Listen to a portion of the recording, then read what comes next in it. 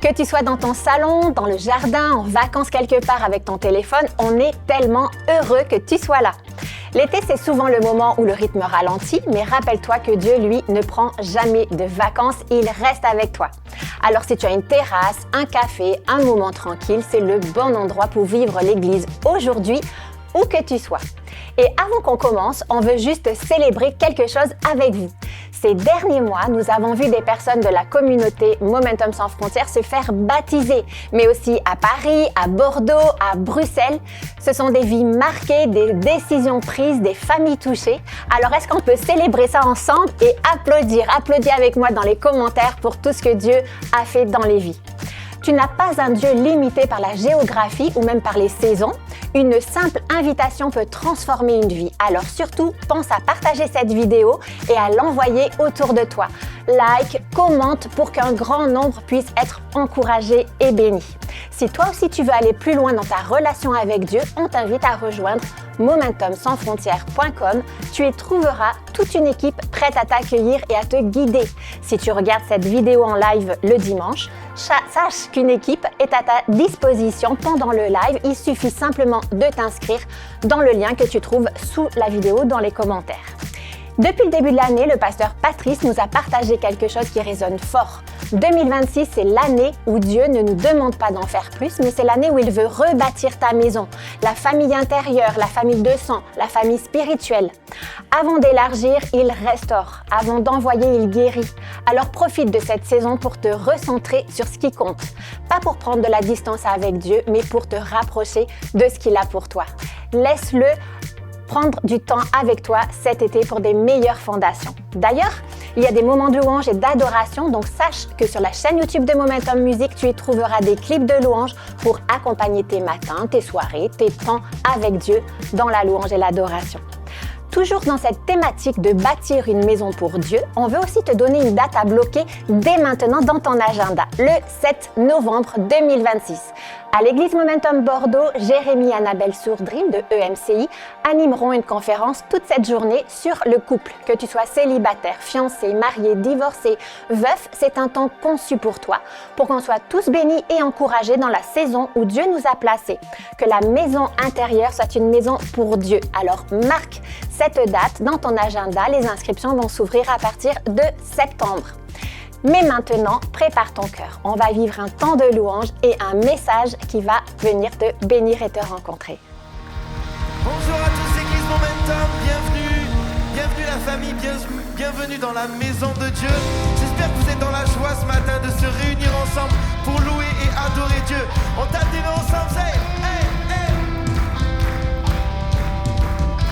On va chanter ensemble, perdu seul dans le noir. Allez, on y va. Perdu seul dans le noir, honteux et sans espoir, l'âme épuisée, le cœur brisé. Malgré tous mes efforts, jamais je ne m'en sors, dérive ensemble, sans direction. J'allais errant de lieu en lieu, tu apparu devant mes yeux, et tu m'as dit que je n'étais pas seul. Oh, oh, oh. Tu m'as saisi, m'as relevé, m'as affermi sur le rocher. Merci mon Seigneur, merci mon Sauveur, c'est toi qui m'as guéri, m'as adopté, m'as affranchi.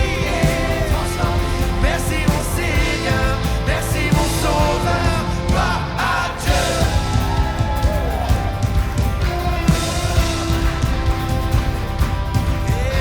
Je ne peux nier les vidanges. Allez, dis-le à ton voisin. Christ a gagné ma confiance, mes doutes ont volé, emportés par le vent. Et adieu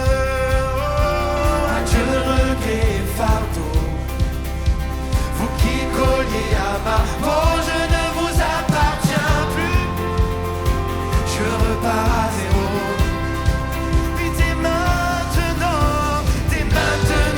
et à jamais, je te louerai, tu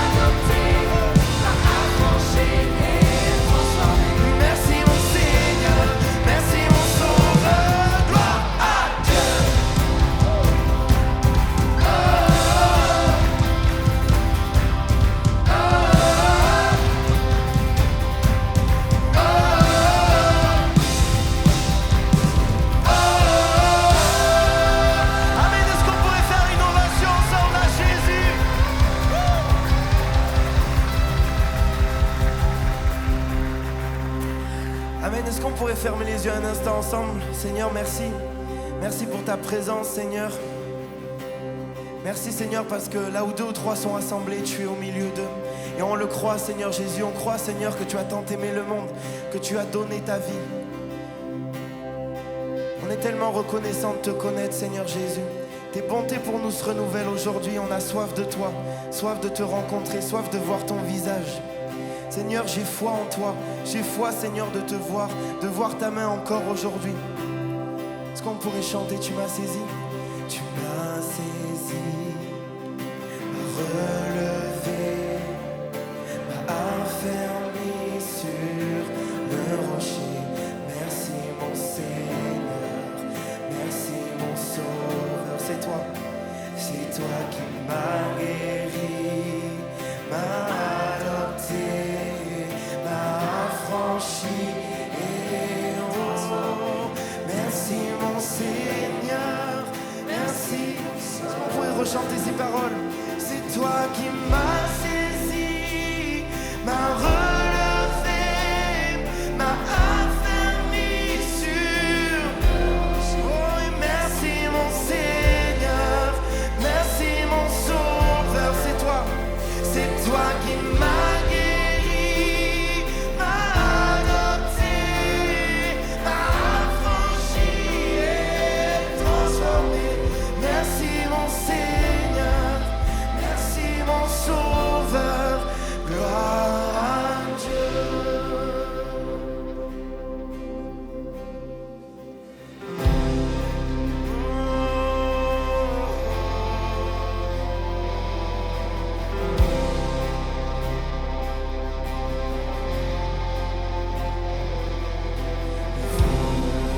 Et du ciel par amour, amour fait chair pour ma vie, quittant ton trône de gloire pour me voir près de toi. Dieu, créateur de la terre, Père éternel de lumière. Dieu, t'es fait homme, toi mon roi, pour me voir près de toi. Allez, déclarons-le. Tu attends t'aimer le monde, que tu as donné ta vie pour me sauver.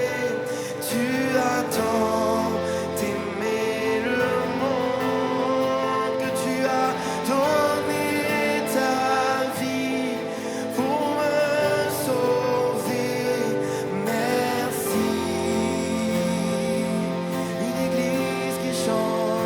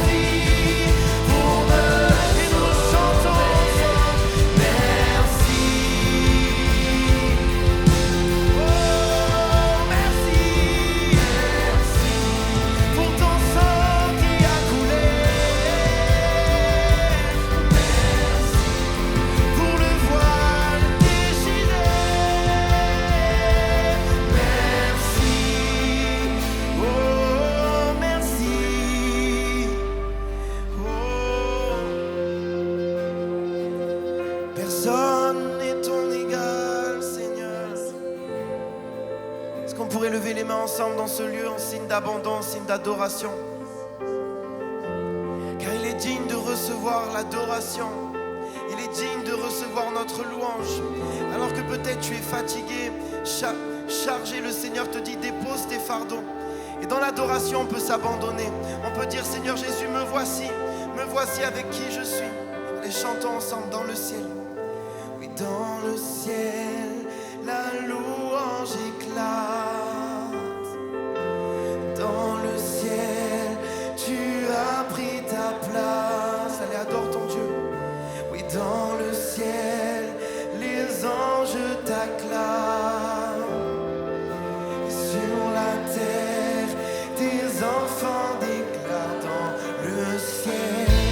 Dans le ciel, la louange éclate. Dans le ciel,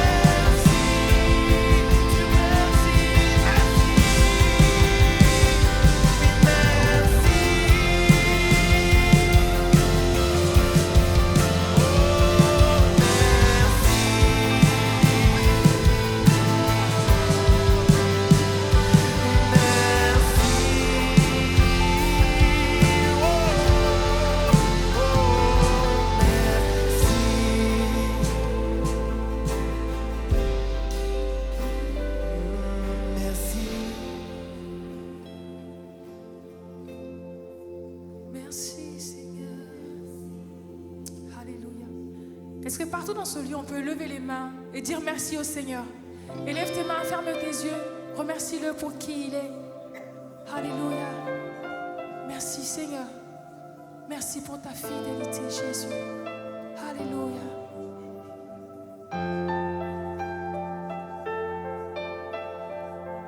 Quand les joies éphémères disparaissent, quand les doutes envahissent mon cœur, rien n'est comme le souffle de ta voix. Les honneurs d'ici-bas ne sont rien, les richesses ne sont qu'illusions. Tu es le seul à me combler vraiment. Caché dans ta lumière, ravi par ton regard, je deviens qui je suis en toi. Approuvé par le ciel, couvert de ton amour, ta splendeur se révèle en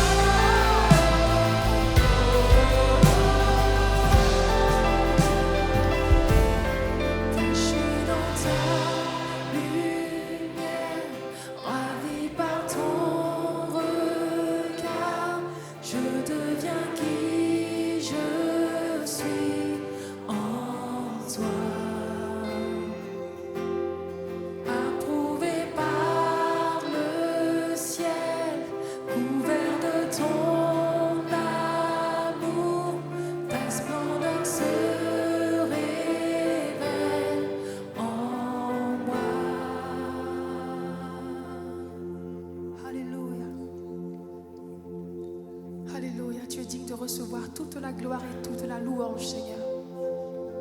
Alléluia. Et on veut t'adorer. On veut dire que tu es digne, Seigneur. Alléluia. Tous les anges et les saints se tiennent à tes pieds. Les anciens t'adorent et ils jettent leur couronne devant l'agneau. Si c'est ton désir ce matin, élève la voix et adore le Seigneur. Tous les anges et les saints se tiennent à tes pieds.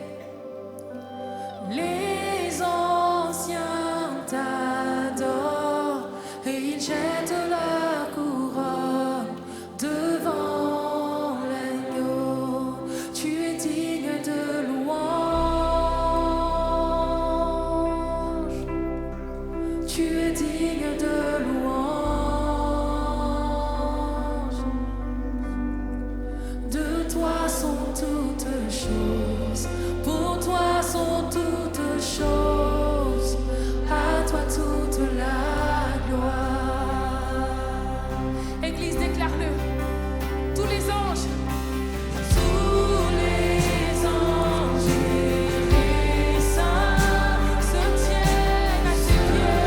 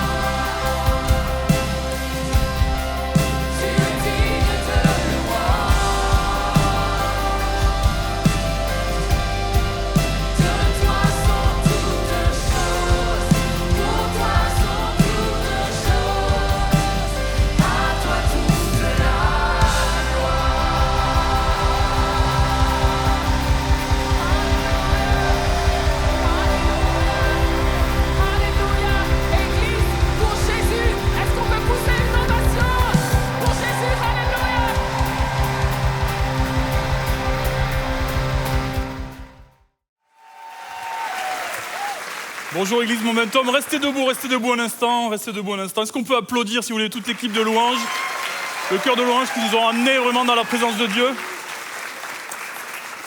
Je trouve que Ben était particulièrement bien habillé aujourd'hui. Je voudrais qu'on présente ces moments au Seigneur et que vraiment on prenne le temps de disposer nos cœurs afin de vraiment se mettre à l'écoute vraiment de la parole de Dieu. Si vous voulez bien incliner vos têtes. Seigneur, merci parce que vraiment nous venons devant ta face tous ensemble pour recevoir quelque chose de toi. Seigneur, on a soif, on a besoin de se sentir encore connecté à toi, enseigné par toi. Jésus, je te prie vraiment que la parole bien imparfaite que je vais essayer de délivrer de ta part ne reparte pas à toi sans avoir produit son effet. Viens par le Saint-Esprit, Seigneur mon Dieu, convaincre les cœurs, bouleverser, modifier notre façon aussi d'être en lien, en relation avec toi, afin que ça puisse aussi porter vraiment un effet dans nos relations ici-bas. Merci Seigneur pour chacun. Et merci de faire ce que moi je ne peux pas faire. Et tous ensemble, on te dit Amen et Amen. Amen. Est-ce que vous voulez bien aussi accueillir avec moi tous ceux qui sont en ligne, Momentum sans frontières, afin qu'ils se sentent aussi connectés avec nous, présents. Et puis maintenant, vous pouvez vous rasseoir. Je voyais que vous attendiez, certains, le signal. D'autres, vous n'avez pas attendu le signal. Mais bon. Dieu vous pardonne, c'est pas grave. On a chanté ce chant juste à l'instant et vous l'avez rechanté, tu m'as adopté. Et je ne sais pas comment c'est pour vous, je pense que parfois nous ne réalisons pas pleinement toute la portée de ce terme-là. Parfois on chante des chants, ça passe un peu par la tête, mais je ne sais pas si on les vit pleinement. Je ne sais pas si vous êtes toujours conscient pleinement dans vos vies, dans le quotidien, dans des moments faciles comme difficiles, de cette dimension de l'adoption du Père. Je ne sais pas si vous le vivez pleinement au très fond de votre cœur. Ce sentiment que quoi qu'il se passe, quoi qu'il vous arrive, il n'y a rien qui pourra vous éloigner de son amour, cet attachement qui est là et qui fait que les circonstances, les vents, les tempêtes peuvent balayer un peu la barque sur laquelle vous êtes. Vous savez à qui vous êtes lié. Je ne sais pas si vous le vivez pleinement. Moi, je sais que par moments, je peux avoir un petit peu du mal et j'ai besoin de me rappeler de certaines choses. Je vais commencer par une image que je voudrais vous montrer. L'image d'un cerveau, de deux cerveaux humains, et vous identifiez bien sur cette IRM du coup qu'on a affaire à un adulte avec un enfant. Ça va? Vous me suivez? Bon, vous voyez la même chose que moi. Et puis ce geste d'affection particulier de cet adulte avec cet enfant vient activer des zones du cerveau. Dans le cortex préfrontal, dans l'arrière du cerveau, il y a une espèce d'hormone, un neurotransmetteur qui se met en route, qui s'appelle l'ocytocine. L'ocytocine, c'est l'hormone du lien, ce qui nous permet véritablement d'être en lien, de nous sentir connectés, reliés avec les autres. Et puis l'enfant, pour grandir, il en a besoin.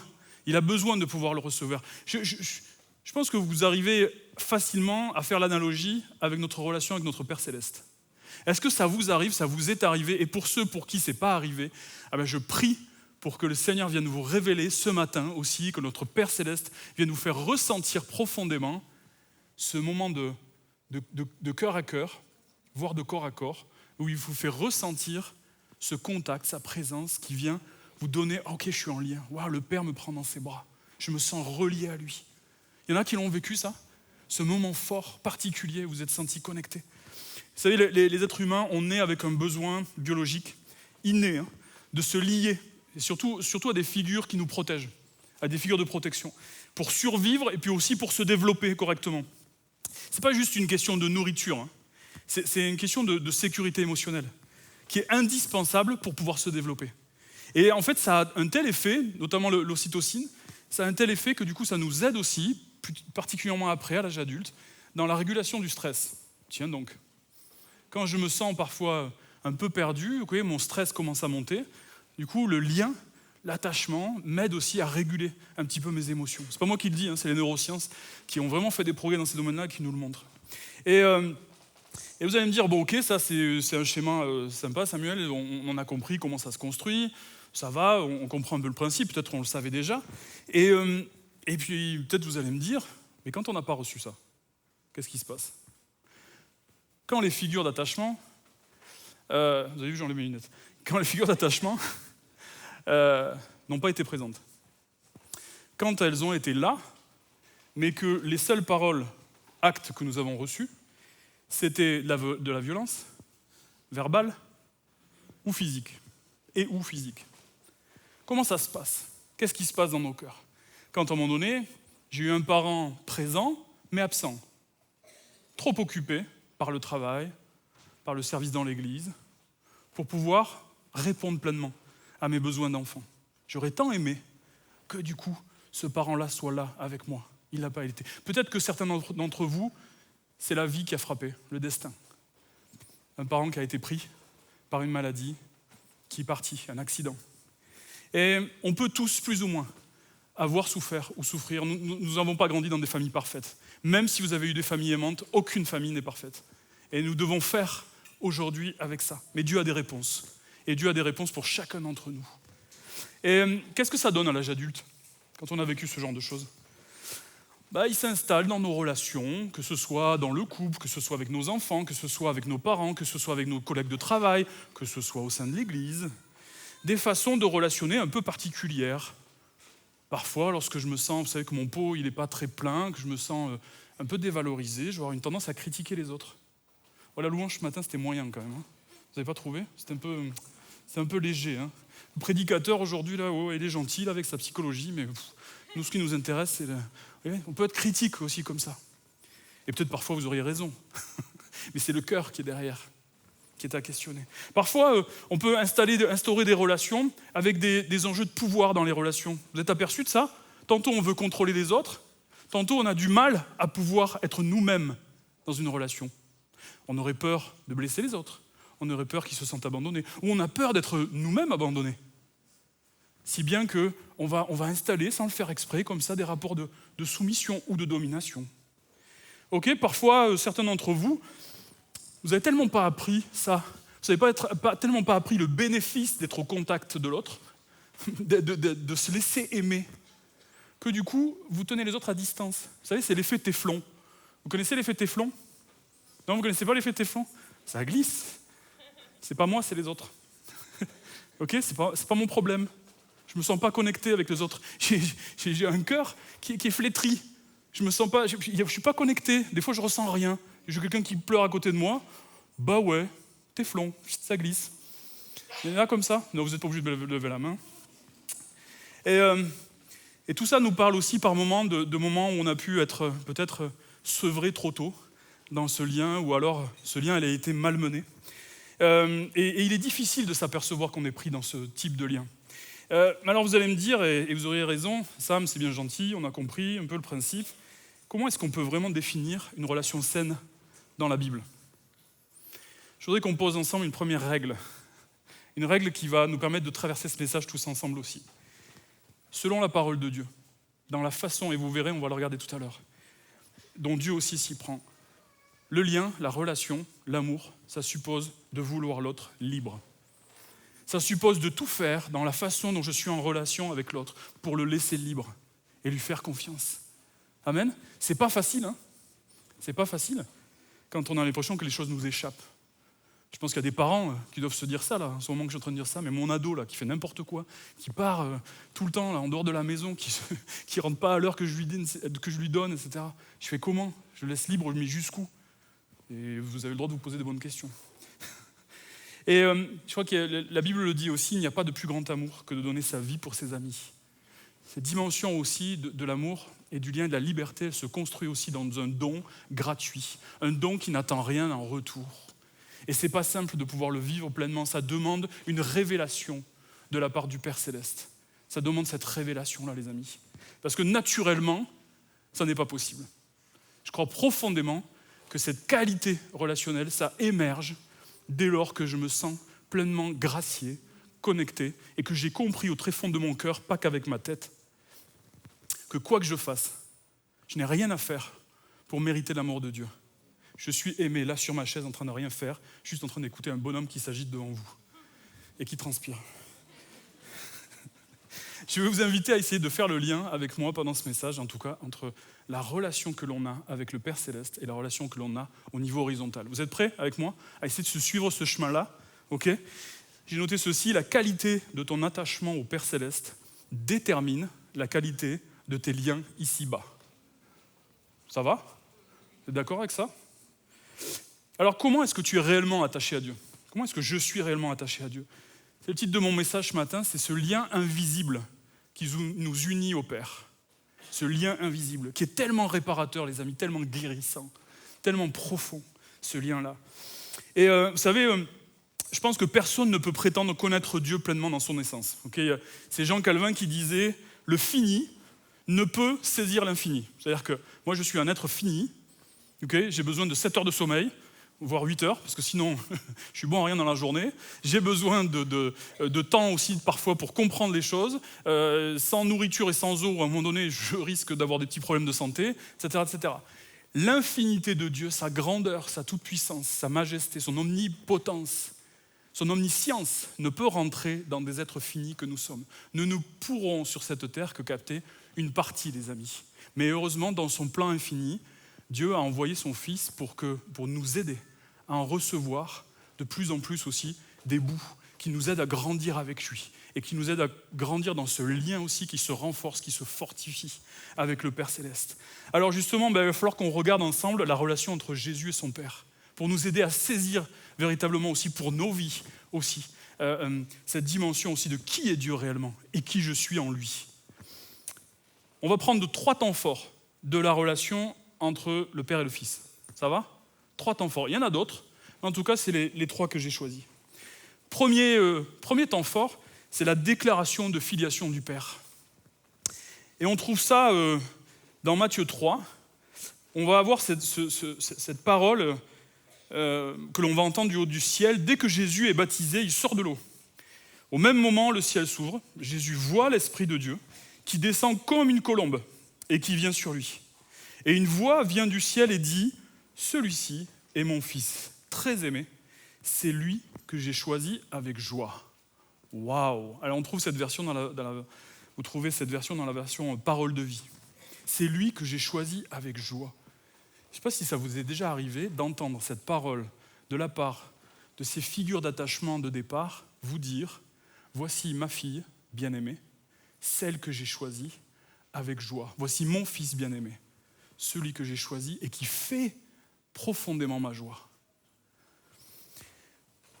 Ce moment, c'est un moment fort, c'est le baptême de Jésus. Avant ça, on ne sait pas grand-chose. Il a 30 ans. On sait à peu près qu'il a à peu près 30 ans à ce moment-là. On ne sait pas grand-chose de ce que Jésus a vécu. Mais c'est la première fois qu'on voit Jésus dans un moment particulier, indépendamment aussi de sa famille. Okay, et où il commence à entrer dans sa vie d'adulte, dans sa vie de responsabilité.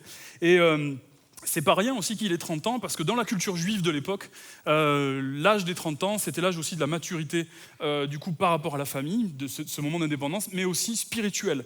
Et c'était le moment où on pouvait aussi commencer à enseigner. Deux réflexions par rapport vraiment à ce passage et à ce moment-là où on voit ce lien, en tout cas entre le Père et le Fils. C'est une déclaration forte de Dieu vis-à-vis de son Fils. C'est une déclaration de reconnaissance et d'appartenance. Je te reconnais comme mon fils ou comme ma fille. C'est comme si Dieu, dans ce moment-là, pour tous ceux qui ont eu des enfants, il va à la mairie et il déclare « c'est lui mon fils ». Il est né à telle heure, à tel endroit, de telle maman, etc. Vous savez, c'est au moment-là où vous êtes allé reconnaître votre enfant. Et sur l'état civil du ciel est noté le nom de Jésus. Et il le déclare publiquement. Publiquement, le Père est en train de dire, du haut du ciel, « Voici mon fils, je le reconnais ». Je ne sais pas si ça vous est arrivé, vous, peut-être d'avoir un bout de votre état civil qui manque, un nom qui manque. Peut-être que c'est possible que pour certains, ça a été le cas. Peut-être que ce nom, les 2 noms qu'il y a sur cet état civil, il y en a un qui fait honte, un qui n'est plus là, un qui réveille de la colère. Et le Père Céleste, ce matin aussi, veut te dire, je t'ai reconnu, je t'ai vu. Et mon adoption, elle est parfaite, elle est pleine et entière. Je ne retiens rien dans ta vie. Et moi, je viens sur cet état civil remplacer ce nom-là et donner cette reconnaissance-là. Deuxième réflexion par rapport à ce passage. Il y a une transmission d'autorité et de pouvoir. Non seulement le Père reconnaît le Fils en termes de filiation, mais en plus de ça, il dit, je lui ai donné ma capacité. Je lui ai donné aussi tout ce dont il a besoin pour accomplir mes desseins, mes plans, ma volonté. C'est comme s'il était en train de lui transmettre une délégation de pouvoir et d'autorité. Vous savez, tous ces moments où, allez, vas-y, tu peux faire du vélo sans les roulettes. Tu peux commencer à marcher sans que je te tienne. Et on a peut-être que certains, vous ne l'avez pas vraiment vécu, ça. Peut-être que vous l'avez vécu, et tant mieux. Mais du coup, c'est vraiment ce que le Père est en train de faire aussi. Je t'ai tout donné, vas-y. Ça fait 30 ans qu'on est en lien ensemble, maintenant c'est à toi. Allez hop, c'est parti. Vas-y, mon fils. Vous pourriez me dire, c'est beau ce que tu dis, Samuel, mais ça, c'est valable dans la relation entre le Père et le Fils dans la Bible, spirituellement. Ok. On pourrait effectivement se dire ça. Le problème, c'est qu'on a un certain Paul, un apôtre Paul, vous le connaissez lui, qui dit dans les Romains, nous sommes héritiers de Dieu et co-héritiers de Christ. Vous êtes, je suis co-héritier de Christ. Ce qui est valable dans la relation entre le Père et le Fils, c'est valable pour moi. Amen. Donc non seulement l'autorité du Père a été déléguée à Jésus, mais elle nous a été déléguée aussi dans cette alliance que nous avons faite avec Jésus, à nous, à toi, à moi, pour nous donner une capacité aussi à avancer. À chaque fois que je me sens impuissant, à chaque fois que je me sens incapable, à chaque fois que je ne me sens pas légitime dans les contextes dans lesquels je suis une maman solo, je me retrouve seul avec mes gamins, ces ados là qui commencent à grandir, je ne sais pas comment réagir. Dieu te donne la capacité. L'ennemi pourrait te faire croire que tu ne l'as pas, que parce qu'il te manque quelqu'un à côté de toi, tu ne l'as pas. Il te donne la capacité de pouvoir faire aussi. À chaque fois que tu vois le doute arriver et le doute s'installer dans ton cœur et dans ta vie. Parfois, on a des gens en relation d'aide qui viennent et puis qui nous disent « mais qu'est-ce que le Seigneur voudrait pour moi ?» Et souvent, je renvoie cette question. C'est une technique, hein, voilà. mais qu'est-ce que tu voudrais pour toi? Okay, c'est comme si, au fond, je continuais à être ce petit enfant face, vous savez, sur cette première image, qui attend que toujours la figure d'attachement vienne de répondre à tous mes besoins encore et vienne décider pour moi. Alors évidemment, c'est plus pratique des fois. Ça va? On est tous un peu comme ça, moi aussi. Je ne jugeais personne, ok? Mais c'est parfois la façon dont on se comporte aussi. On attend que notre Papa Céleste écrive tout en lettres de feu sur le mur, alors même que tout est écrit dans sa parole. Et qu'il nous invite et nous encourage à grandir, pas après pas, dans la foi et dans une confiance qui est renouvelée pour prendre les bonnes décisions conformément à ce que la Bible le dit et à ce que le Saint-Esprit vient aussi nous révéler. Amen. Et puis il y a des choses, de toute façon, ne vous inquiétez pas, qu'on ne pourra pas faire sans lui. Et ça prendra de se mettre à genoux et d'attendre aussi parfois la révélation du Père. Ça va? J'ai noté ceci, Dieu, dans sa reconnaissance de filiation, t'a donné tout ce dont tu as besoin pour agir et réagir selon sa volonté. Il y a un passage vraiment intéressant quand, vous savez, Jésus, à un moment donné, envoie les 72 disciples. Je ne sais pas si certains, vous connaissez ce passage-là. On le trouve dans Luc 10. Il envoie les 72 disciples, du coup, prêcher la parole dans le pays. Okay, et puis, guérir les malades en son nom et délivrer les captifs aussi. Et puis, les 72 reviennent. Vous savez, ils sont jeunes dans la foi, ils sont à fond, ils se sont rendus compte qu'ils avaient ce super pouvoir, super power que Jésus leur avait donné. Et puis ils reviennent et puis disent à Jésus, Seigneur, même les démons se soumettent à nous quand nous leur donnons des ordres en ton nom. Waouh! Ils sont un peu dans ce moment-là d'exaltation, ils sont un peu comme des chiens fous, comme moi je pourrais être aussi des fois. Et puis Jésus va leur répondre quelque chose d'assez étonnant. Il va leur dire oui, et je voyais aussi Satan tomber du ciel comme l'éclair. Il va leur dire, écoutez bien ceci. Il est vrai que je vous ai donné le pouvoir de marcher sur les serpents et les scorpions et d'écraser toutes les forces de l'ennemi sans que rien ne puisse vous faire du mal. Toutefois, j'aime bien les toutefois. Vous savez, les petites astérix là. Nota bene, note pour plus tard. Ce qui doit vous réjouir, c'est pas de voir que les esprits mauvais vous sont soumis. Ce qui doit faire l'objet de votre réjouissance, de notre joie. C'est de savoir que nos noms sont inscrits dans le livre de vie, dans le ciel. Amen. Ce qui doit prendre le dessus sur, par moments, ce besoin que j'ai de tout maîtriser, tout contrôler, puis de demander à Dieu de venir répondre à ce besoin-là aussi, au travers de la prière, au travers de cette puissance aussi, que Dieu nous a littéralement donnée, okay, et qui est valable encore aujourd'hui, par rapport à la guérison, à la délivrance, etc. Mais ce qui est le plus important, c'est cet attachement au Père. C'est ce lien indéfectible qui m'amènera aussi à pouvoir traverser les moments faciles comme difficiles quand je serai ballotté par le vent. Ce qui fait grandir, j'ai noté ceci, la confiance en soi, ce n'est pas le pouvoir de dominer sur l'ennemi, C'est ce lien d'attachement qui nous unit au Père, cette filiation invisible qui, quelque part, te légitime. Amen. J'ai fait une petite anecdote, petite parenthèse, j'ai fait du parapente il n'y a pas très longtemps. Et quand on a commencé, pour la première fois de ma vie, et quand on a commencé à décoller, vous savez, à partir de la pente, à courir, j'avais des moniteurs derrière moi, et à un moment donné, j'avais commencé à voir que les pieds, du coup, j'étais enthousiaste, j'étais à fond, etc. Je commençais à avoir les pieds qui étaient dans le vide. Je courais un peu dans le vide. Vous voyez l'image, je faisais comme ça. Et puis tout d'un coup, il y a eu un petit coup de vent, quand on a commencé à peine à se laisser flotter par le vent. C'est assez incroyable cette sensation. Il y a eu un petit coup de vent qui nous a ramenés vers la falaise. Qu'est-ce que j'ai fait à ce moment-là ? J'avais les mains un peu qui, voilà, je tenais pas grand-chose. Hop, vite, j'ai essayé de m'accrocher au lien en haut. Vous savez, là, cette espèce de sangle qui nous reliait du coup à la voile. Et j'ai essayé de m'accrocher très fort. Et ce moment-là, là où j'allais gripper à fond, en fait, je me suis dit, mais après coup, en fait, ça n'a pas de sens. Parce que la sangle, elle est reliée à une toile qui elle-même, du coup, est portée par le vent. Donc, mais on a ce besoin de s'agripper. On en a tous besoin par moment. Et des fois, on lâche ce lien-là, sans le faire exprès. Et on a besoin d'y revenir aussi, de venir aussi vraiment vivre ce moment-là aussi où on va éprouver pleinement la sécurité dans le lien avec le Père. Deuxième temps fort de la relation entre Jésus et son Père. J'ai noté, c'est le titre de ce point-là, ça peut vous paraître étonnant, mais on va y aller. La soumission du Fils au Père et du Père au Fils. Alors, le premier, vous l'avez. Le deuxième, ça peut être plus étonnant. Est-ce que le Père est soumis au Fils ? Waouh ! Ça pourrait être un peu surprenant. Alors, que Jésus soit soumis à son Père, on est OK. Ça va jusque-là ? Ouais, on le voit bien dans la Bible, on le voit plusieurs... Mais du coup, la question, c'est qui pilote qui dans la Trinité ?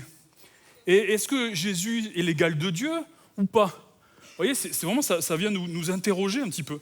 Et souvent, d'ailleurs, les Juifs venaient questionner ça.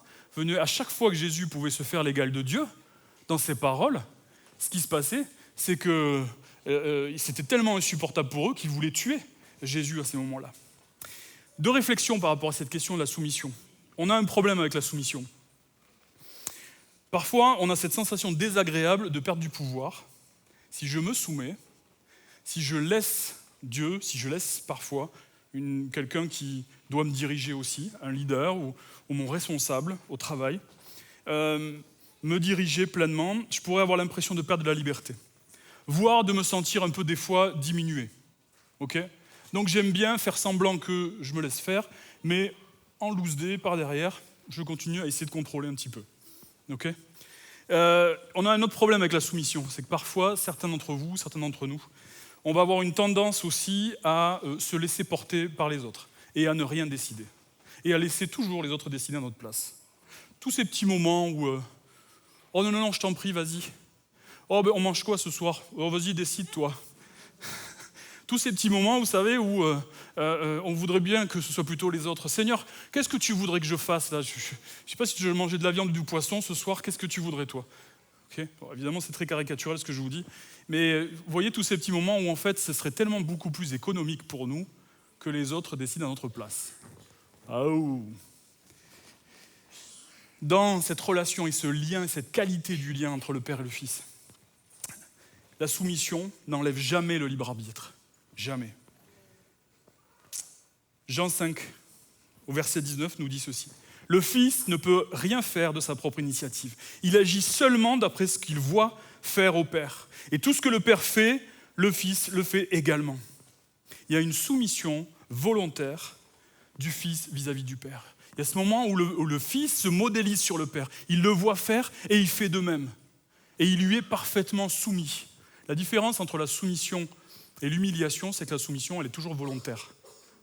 Okay ? Et elle n'abaisse pas. Alors que l'humiliation abaisse. Et on voit que ce n'est pas un problème pour Jésus d'être pleinement soumis aussi à son Père, alors que lui, il est sur la terre, et que c'est aussi son moment. Il a attendu ça fait 30 ans qu'il attend ça quand même. Ok ? Il pourrait lui aussi se dire, attends, là c'est mon moment.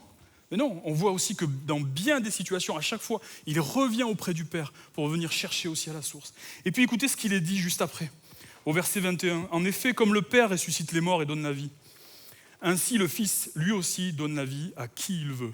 Il a remis tout jugement au Fils. Il y a une alternance entre les deux, entre à un moment donné où c'est le Père qui pilote, et de temps en temps, c'est Jésus qui décide et qui pilote. Il sauve qui il veut, et il juge aussi qui il veut. Ce qui veut dire, les amis, que le Père, dans ces moments-là, il est soumis au Fils, puisqu'il le laisse décider. Ça va? Vous me suivez? Ouais, c'est pas évident de voir ça comme ça. Il y a une telle qualité de lien entre les deux, une telle qualité de relation que c'est pas un problème pour le Père de laisser décider le Fils. Ça lui fait pas ombrage. Il sait tellement qui il est. On l'a chanté tout à l'heure dans le chant de Ben. Tu as pris ta place, Jésus, tu as pris ta place dans le ciel. Mais Jésus n'a pas pu prendre sa place sans que le Père la lui laisse. Donc c'est quelque chose qui s'est co-construit entre les deux, dans un tel lien de sécurité que ce n'était pas un problème pour eux. Et nous, parfois, on voudrait soit ne rien décider et laisser faire les autres, soit au contraire, tout maîtriser, tout contrôler. La mentalité du monde, elle cherche à séparer ce qui est uni, à isoler, parfois à simplifier aussi le réel. Alors que la pensée de Dieu, c'est de relier, c'est d'unir dans un profond respect des différences. L'ennemi cherche à séparer ce qui est uni, alors que la pensée de Dieu, c'est de relier dans un profond respect des différences de chacun, les amis. Je crois qu'on ne peut pas prétendre connaître le Père sans connaître le Fils, ni connaître le Fils sans connaître le Père.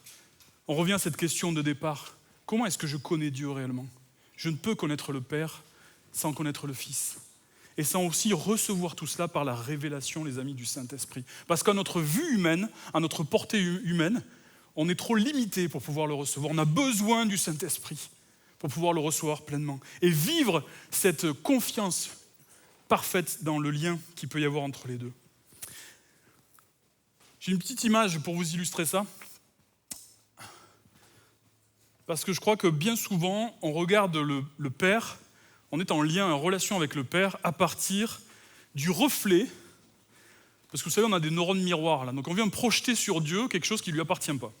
Plusieurs exemples, ok, pour vous aider à comprendre ça. Ce petit gars-là qui est là devant ce miroir est un gars qui a vécu avec son papa beaucoup de disqualifications. T'es nul mon fils, tu sers à rien, je vois bien que de toute façon tu n'y arriveras jamais. Tout ce genre de petites phrases, à la fois dans les paroles, mais aussi dans les comportements. Ok, je te promets quelque chose, mais je ne suis pas là pour l'accomplir et pour être présent. Ok, peut-être que ça parle à certains. Tout d'un coup, ce jeune homme vient nous voir en relation d'aide, et puis nous parle un peu de ce qu'il traverse et ce qu'il vit dans sa relation avec Dieu. Et je l'entends, ce jeune homme, me dire ou nous dire avec Magali, Myriam, Liv, Grâce, Dieu il m'écoute pas. J'ai pas d'intérêt véritablement pour Dieu. Il a bien d'autres choses à faire, Dieu, que moi. Puis je vois bien que comme de toute façon, j'accomplis pas pleinement ce qu'il me demande, je mérite pas sa reconnaissance, son amour. Ça va? Autre exemple. Je suis une jeune fille, c'est pas genré cette histoire, évidemment. Une jeune fille, ou une jeune femme, ou une femme qui a grandi avec une maman qui pouvait avoir toujours besoin de sa fille pour venir se sécuriser. Une maman pas bien, fragile, malade, voire avec des problèmes d'addiction. Ma fille, il faut que tu restes auprès de moi, il faut que tu viennes me remplir. Pars pas trop loin non plus, j'ai besoin de toi. Ok? Cette fille-là, elle va avoir grandi avec une autre addiction, celle de la culpabilité. Alors du coup, elle va venir en relation d'aide et puis elle va nous dire, à Liv ou à moi ou à Magali, elle va nous dire, mais j'ai l'impression que j'en fais jamais assez pour Dieu, que je suis jamais à la hauteur, que s'il m'arrive ça, je rencontre telle épreuve, c'est que j'ai dû me louper quelque part. J'en ai pas assez fait. Et puis j'essaye dans toutes mes relations de continuer à soutenir les autres, de faire comme Jésus, en oubliant que je ne suis pas Jésus. Ça, c'est le problème du complexe du sauveur. Ça va, vous suivez toujours? Ok? Donc il y a des moments où on peut aussi avoir l'impression d'être abandonné par Dieu, que mes paroles n'ont pas de valeur. Oh, toi, t'es trop petit, ta parole n'a pas de valeur. Et je peux pleinement vivre ça. Alors vous allez me dire, mais comment on en sort de ça, Sam? Et vous auriez raison de me poser la question. Jésus est le chemin, la vérité et la vie. Nul ne vient au Père que par lui. On vient à modifier ce schéma-là qui parfois nous éloigne de Dieu, nous éloigne du lien avec Dieu, pervertit le lien avec Dieu, en venant directement aussi croire, recevoir par la foi, appliquer au tréfonds de mon cœur ce que Dieu dit de moi dans sa parole et ce que Jésus a accompli, qui libère toute la valeur en moi et tout cet esprit d'adoption au plus profond de mon cœur, les amis. Et c'est le plan de Dieu pour plusieurs ce matin. C'est le plan de Dieu pour plusieurs. Les amis, pour que nous trouvions l'accès direct au Père, il a fallu que l'infini se fasse fini et qu'il vienne sur cette terre pour nous montrer le chemin, les amis. Amen. Troisième temps fort de cette relation entre le Père et le Fils. Jésus à la croix, l'ultime confiance du Père au Fils. Vous connaissez ce passage où il nous est dit dans Matthieu 27, vers 3 heures, Jésus cria d'une voix forte, « Élie, Élie, lama sabachthani ».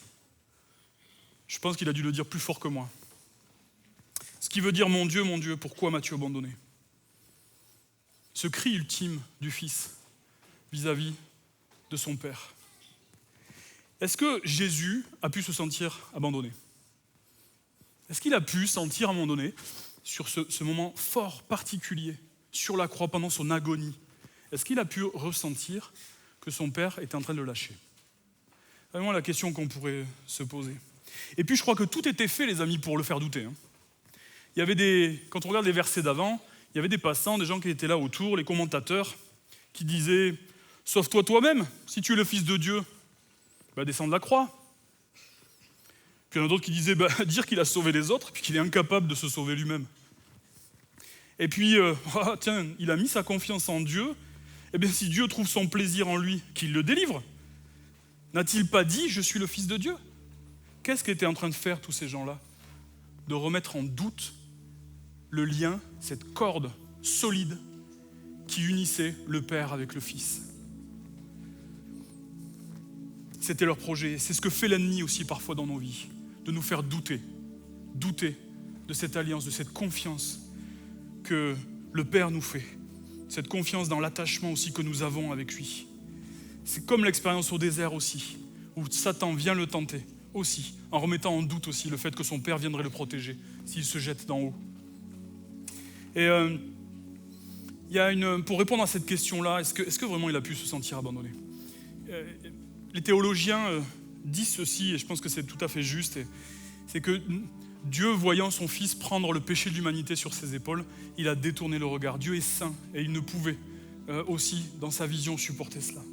Et je voudrais vous proposer une autre hypothèse qui ne contredit pas celle-ci, celle que je viens de vous donner. Mais dans ce lien, dans cette relation, et si le Père avait attendu que ce soit Jésus qui décide de la fin ? Plusieurs éléments par rapport à ça. D'abord, Jésus ne dit pas « Père », il ne dit pas « Abba », il dit « Élie », il dit « Maître ». Dieu. Il ne vient pas convoquer la relation père-fils, il vient convoquer celui qui est au début et à la fin de toute chose. Et la question qu'il lui pose, le pourquoi, quand on regarde le texte, qu'on va le fouiller, on voit, Jésus dit ceci, il dit « Quel sens ça a de me laisser seul ? À quoi ça sert au fond ?» C'est ça qu'est en train de lui dire Jésus à son Père. Et qu'est-ce qu'il nous est dit juste après ? Après cela, il poussa de nouveau un grand cri, puis il rendit l'esprit. Il remit son esprit entre les mains du Père, comme si son esprit ne lui appartenait pas en propre, en direct. Waouh !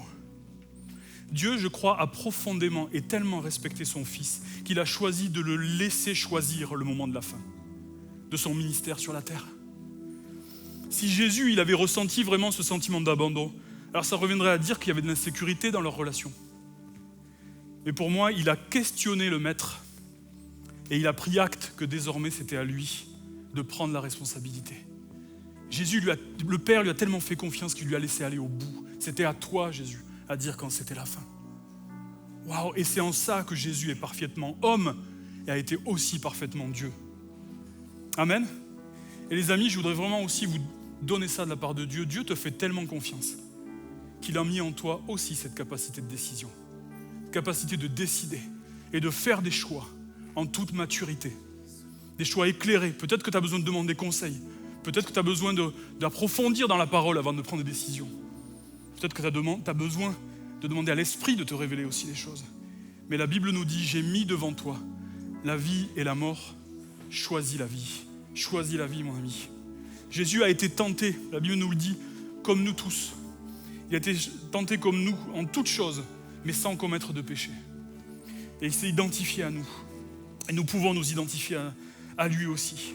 Je crois que l'ennemi de toute éternité, les amis, s'emploie à nous faire douter de notre lien, de notre attachement, de notre affiliation avec le Père. Vous savez, quand Jésus a failli mourir, lapidé, ou les Juifs qui venaient de lui poser cette question par rapport à son lien avec le Père, il nous est dit qu'ils prennent des pierres, on voit ça dans Jean 10, ils prennent des pierres et puis ils manquent de le lapider. Et comme Jésus savait que ce n'était pas le moment, il a fui, il est parti. Où est-ce que Jésus revient? À ce moment-là, il revient au Jourdain.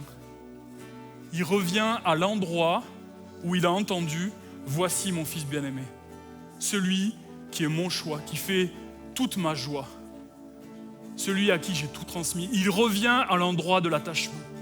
Dans ce moment où il est bousculé, dans ce moment de doute, il revient à l'endroit de l'attachement. Il revient s'attacher à nouveau, comme tout à nouveau. Mon ami, lorsque tu ne sais plus où tu en es, lorsque tout s'écroule, et que tu n'es plus sûr de la présence de Dieu et de son amour pour toi, reviens à l'endroit de l'attachement. Reviens à l'endroit où tu as ressenti au plus profond de ton cœur la bouche du Père se poser sur ton front et te connecter à lui dans cette révélation de qui tu es pour lui, dans ce lien d'amour parfait où tu comptes tellement pour lui que tu pourrais aujourd'hui, face aux épreuves, aux difficultés, avoir oublié qui il est pour toi et qui tu es en lui. Et perdre la confiance qui est là, le lien. On va se lever tous ensemble, les amis. On va chanter parce que je crois que nos cœurs ont besoin de se rappeler que véritablement rien ne peut nous séparer de l'amour de Christ, de l'amour de Dieu manifesté en Jésus. Et qu'on a besoin de se rappeler au travers de ce chant que nous sommes co-héritiers de Christ et que nous avons reçu par lui ce même lien, cette même affiliation. Et quelles que soient les difficultés que tu traverses, les moments de doute, les moments aussi de relâchement, le Père Céleste t'invite ce matin à revenir à l'endroit de l'attachement, à l'endroit où tu as connecté et ressenti profondément dans ton cœur ce lien d'amour, cette révélation du Père. Et si tu ne l'as jamais reçu, je t'invite à faire cette prière. Seigneur, viens dans mon cœur. Père, viens. Je reconnais Jésus comme ton Fils, comme mon Sauveur. Viens me faire ressentir profondément ce lien, cette connexion avec toi. On va chanter avec toute l'équipe. Rien ne me séparera de ton amour.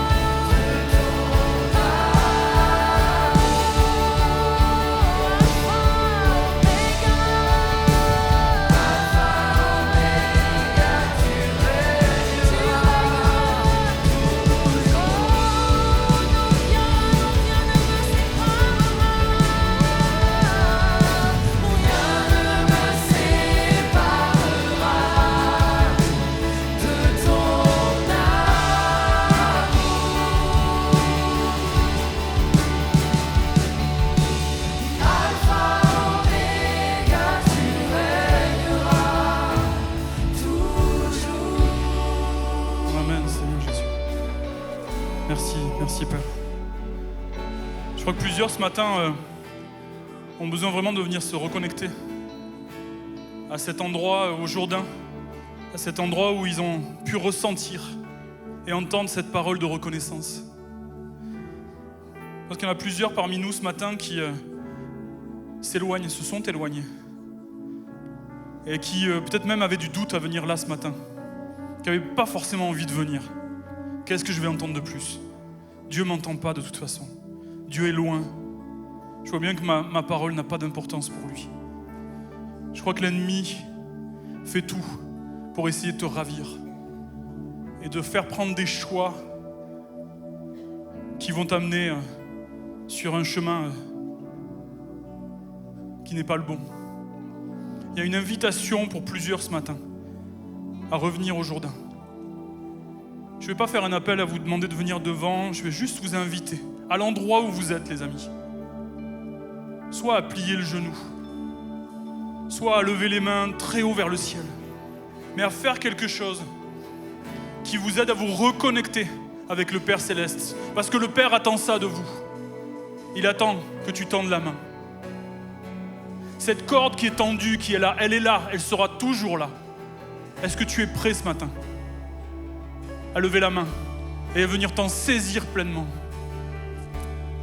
Peut-être que certains d'entre vous, vous avez besoin de vraiment de réaliser pleinement que la soumission à la volonté de Dieu n'est pas une soumission qui t'enlève ta liberté, ta capacité de choisir. Mais au contraire, elle t'élève ta soumission. Elle t'élève parce qu'elle t'amène plus loin avec lui. Elle t'amène à grandir dans ce lien comme le Père et le Fils étaient unis, chacun à sa place. Je t'invite vraiment à te mettre à genoux si tu as besoin de te mettre à genoux.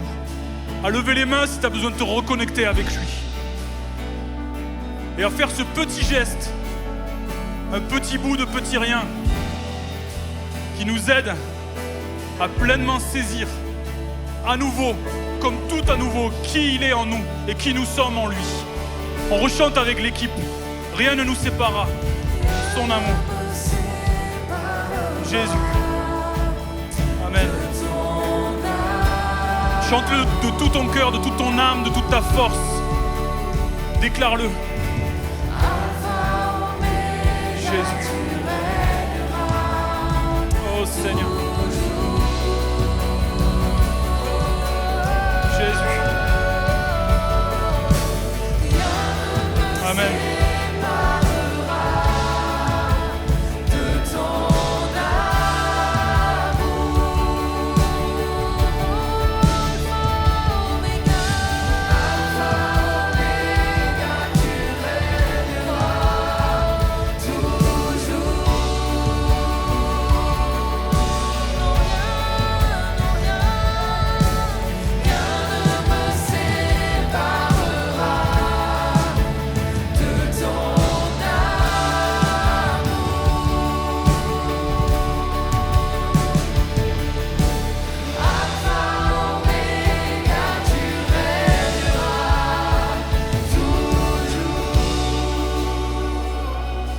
Jésus. Saint-Esprit, Seigneur Jésus, je viens vraiment t'amener tous mes amis, toutes ces personnes qui ont fait ce geste devant toi ce matin, soit en pliant le genou, soit en levant la main. Toi, tu les as vus, Seigneur. Moi, je n'ai pas besoin de voir cette réponse-là. Je sais que toi, tu le vois. Toi, tu as vu l'hésitation, tu as vu les petits gestes.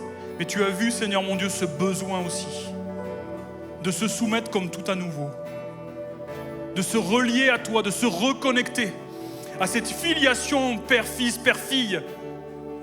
J'ai tant besoin, il y en a plusieurs qui ont tant besoin, Seigneur mon Dieu, vraiment de vivre cette nouvelle révélation, que tu leur fais confiance. Par ton esprit, viens, Seigneur mon Dieu, viens leur donner cet esprit de capacité, de compétence, de force nouvelle, Seigneur mon Dieu, pour affronter les défis de la vie, Jésus. Viens leur redonner aussi cette confiance dans le lien, Seigneur mon Dieu. Il n'y a pas de crainte, on ne sera jamais abandonné par toi. On peut s'engager dans des relations. Quoi qu'il se passe, je ne serai jamais abandonné par toi. Alors je peux m'engager, je peux me lier Je peux ouvrir mon cœur à ce que les autres ressentent. C'est pas dangereux. Parce qu'avec toi, j'ai tout reçu pleinement. En toi, j'ai tout reçu pleinement. Seigneur, viens faire ce que moi je peux pas faire par ton esprit de conviction, par ton esprit de révélation au plus profond des cœurs, Seigneur mon Dieu. Et que la croix de Christ descende un peu plus aujourd'hui dans le cœur de tous ceux qui ont levé la main ou qui ont plié les genoux devant toi. Et tous ensemble, on veut te dire merci, on te dit oui, amen, Seigneur mon Dieu. Et loué soit ton nom pour ce que tu fais, ce que tu feras demain, Seigneur mon Dieu. Amen, amen. Jésus. Tu es ma source, tu es mon bien. Quand je me perds, tu prends ma main, tu me relèves de la poussière dans le désert.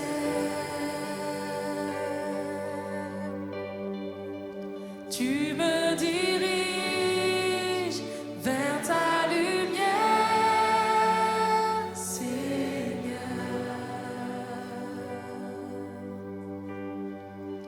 Tu es mon Père, tu restes Dieu dans mon désert.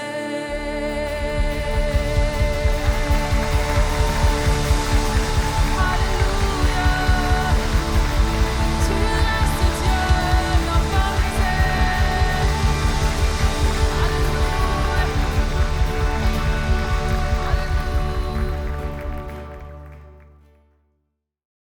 On espère vraiment que ce moment vous a fait du bien et que vous avez été touché par la parole aujourd'hui. Si tu as été béni, écris-nous-le dans les commentaires. Et si à l'instant tu as pris une décision pour Jésus, félicitations, c'est la plus belle décision que tu pouvais prendre. Ne reste pas seul, rends-toi sur momentumsansfrontières.com, une équipe est prête à t'accueillir, à prier avec toi et à t'accompagner dans les prochaines étapes. Si tu nous regardes en live, signale-toi dans le chat, quelqu'un est là pour toi dès maintenant.